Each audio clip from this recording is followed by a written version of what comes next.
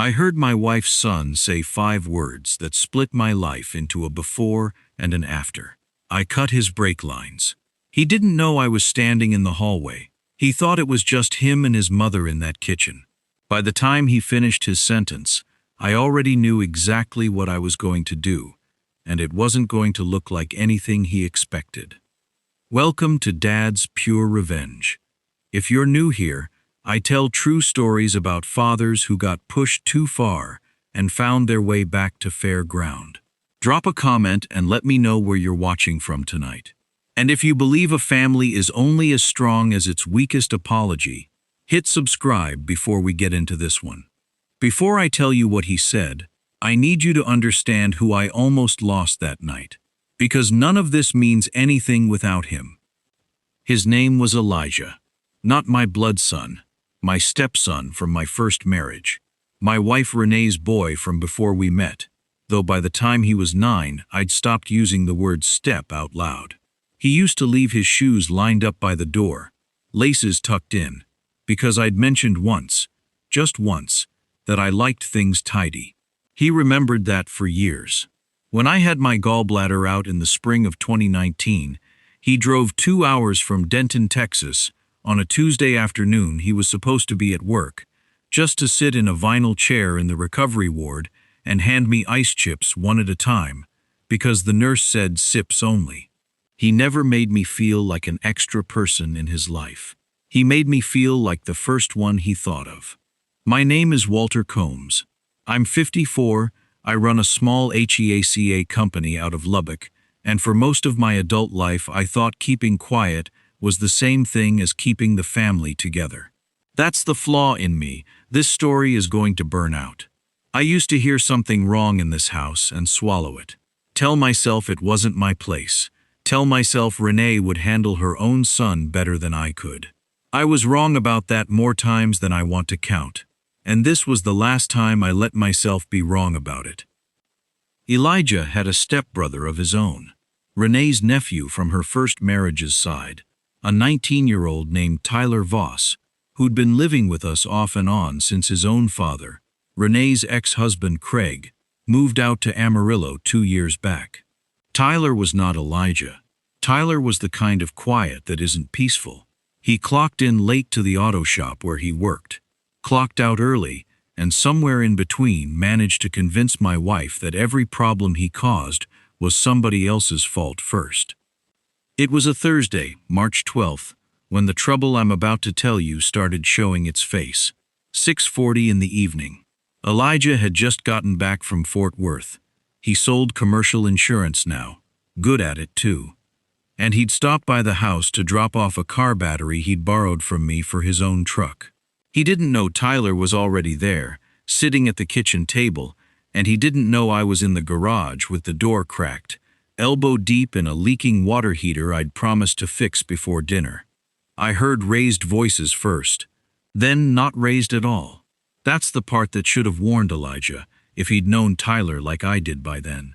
Tyler went quiet, and quiet from him was worse than yelling. "He's going to tell your mom about the money," Elijah said. "I heard the scrape of a chair. You need to just own it, man. Tell her you took it before she finds out some other way." There was a long silence. Then Tyler's voice, flat as a countertop. "I already took care of it." Took care of what? His truck. A pause. "I cut his brake lines this morning, before he left for the shop. See you at his funeral tomorrow." I want you to understand something about that moment. My hands didn't shake. My chest didn't do the thing you'd expect. Everything in me went very still and very clear, the way water gets right before it freezes. I was still holding a wrench. I remember that. I remember the smell of the leaking heater, mineral and warm, and I remember thinking, with a kind of calm that scared me more than panic would have, he means it. I didn't walk into that kitchen. Not yet. Some instinct told me that whatever I did next needed to be smarter than my anger, and my anger, right then, wanted to put that wrench through drywall. I stepped back out through the garage's side door, into air that was going cold with the sun going down, and I called Elijah's cell from my truck, not the house line, so Tyler wouldn't hear a phone ring inside. Elijah picked up, confused, since he was 20 feet away from me on the other side of a wall. "Don't drive your truck tonight," I told him. "Don't ask why yet. Just trust me. I'm having it towed." He didn't ask twice. That's who he was. I called Big Country Towing out of Lubbock at 7:02 that evening and had them haul Elijah's truck, a 2017 Chevy Silverado, dark green, the one he'd bought used with his own money at 22 and babied ever since, straight to a mechanic I trusted, Dale Ferris, who ran a shop off 19th Street and had known me for 15 years. I asked Dale one question before I hung up. "Check the brake lines first. Tell me exactly what you find, and don't touch anything else until you call me back." He called me back 40 minutes later. His voice had the particular flatness of a man who doesn't want to alarm you and can't help it anyway. Both front lines had been cut clean, not worn, not rusted through. Cut, with a tool, deliberately, in a way that would have looked like a routine failure to anyone who didn't know what to look for. Dale said if Elijah had made it 15 minutes down the farm road he usually took home, at the speed he usually drove it, there was a real chance he wouldn't have made it home at all. I sat in my truck in our own driveway for a long time after that call. Renee still didn't know. Elijah didn't fully know yet either. He knew something was wrong, not how wrong. And Tyler was still in my kitchen, eating my food, sitting across from my wife, thinking he'd said what he said to an empty room. That's when I made the decision that would end up defining the next 72 hours of this family's life. I wasn't going to scream at Tyler. I wasn't going to touch him. I was going to let the truth do something I'd been too much of a coward to do for 2 years, which was speak for itself, loud enough that nobody in this family could pretend not to hear it anymore. I had Dale's shop photograph everything. The cuts, the fittings, the fluid pooling under where the lines had been, and I had him hold the truck exactly as it was, untouched, ready for anyone who needed to look at it later. Then I did something Tyler never saw coming, because it never occurred to him that I'd been standing in that hallway at all. I had Big Country Towing pick the truck back up the next morning and deliver it, not to our house, not to Elijah's apartment, to his father Craig's place in Amarillo, 90 minutes away. I taped one note to the steering wheel. 6 words. "A gift from your son, Tyler." If you've stuck with me this far, let me know in the comments. Have you ever had to stay calm on purpose when everything in you wanted to explode? Type calm below if you know that feeling. And if this story's got its hooks in you already, go ahead and hit that subscribe button. Because what happened 3 hours after that truck showed up in Amarillo is the part of this story people don't believe until I show them the paperwork. Craig Voss had washed his hands of Tyler's problems more than once before. Co-signed a loan Tyler defaulted on, covered a court fine after a reckless driving charge nobody in the family talked about at dinner. But co-signing debt is one thing. A cut brake line delivered to your driveway with your own son's name on the note is another. Craig called Renee within the hour, and I let her take that call alone, in our bedroom, with the door shut, because some things a mother needs to hear without her husband standing over her shoulder proving a point. She came out 40 minutes later. Her eyes were dry, which surprised me. I think she'd already used up her crying on smaller disappointments over the years, and had nothing left for the big one. She asked me one thing. "You knew last night. Why didn't you wake me up and tell me right then?" "Because you'd have gone straight to him," I said, "and I needed you to hear it from someone who wasn't me first, so you'd know I wasn't the one twisting it." She didn't argue with that. I think some part of her had been bracing for this exact moment, for longer than she'd ever admitted to me.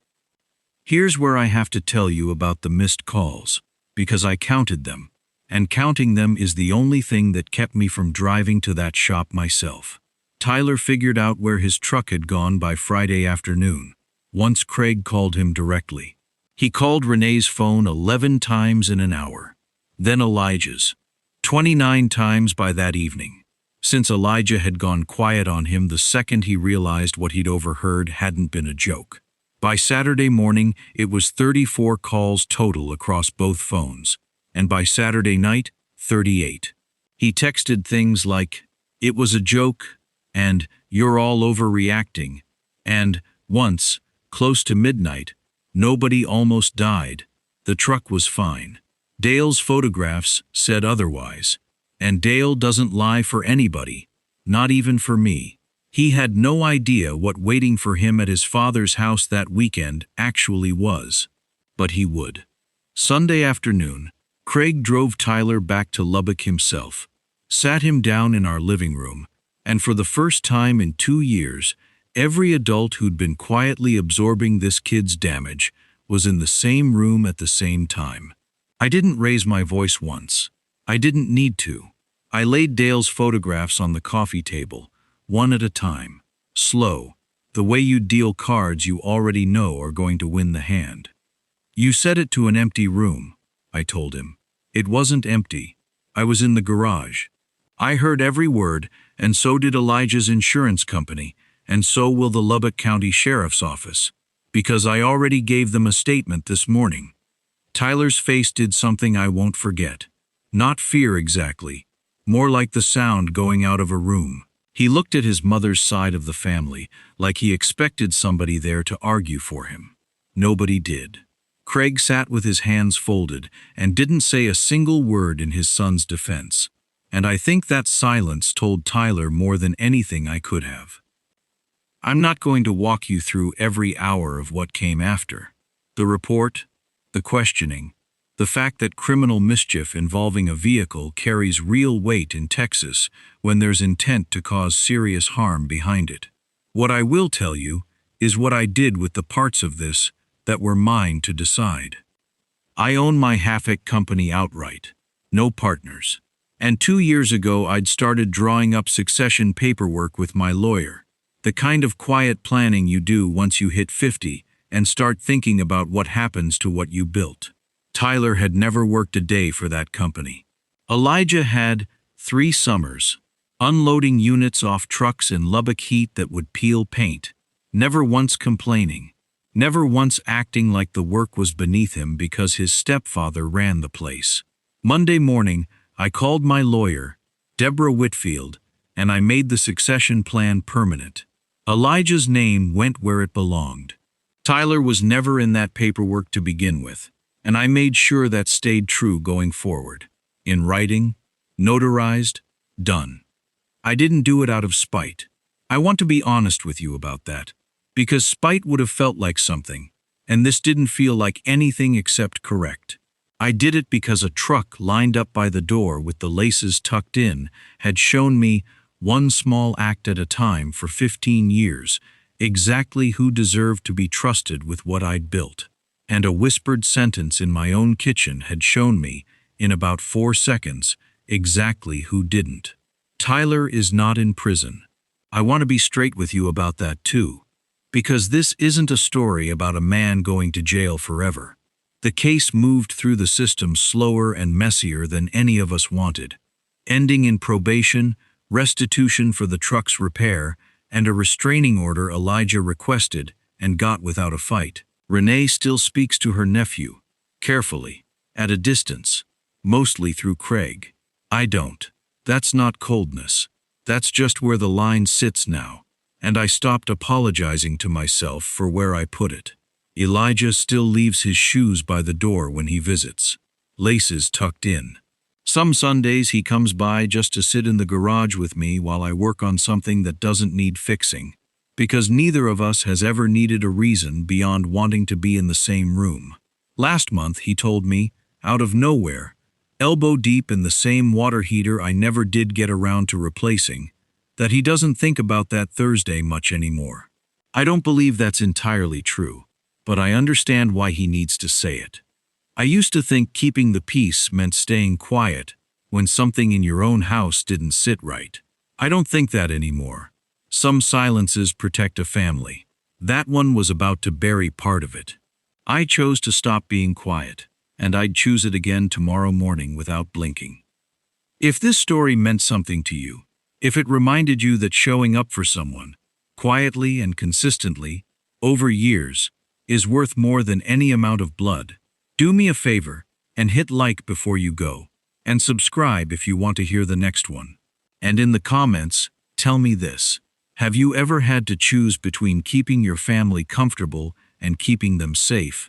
I read every single one. Thanks for watching Dad's Pure Revenge. I'll see you in the next story.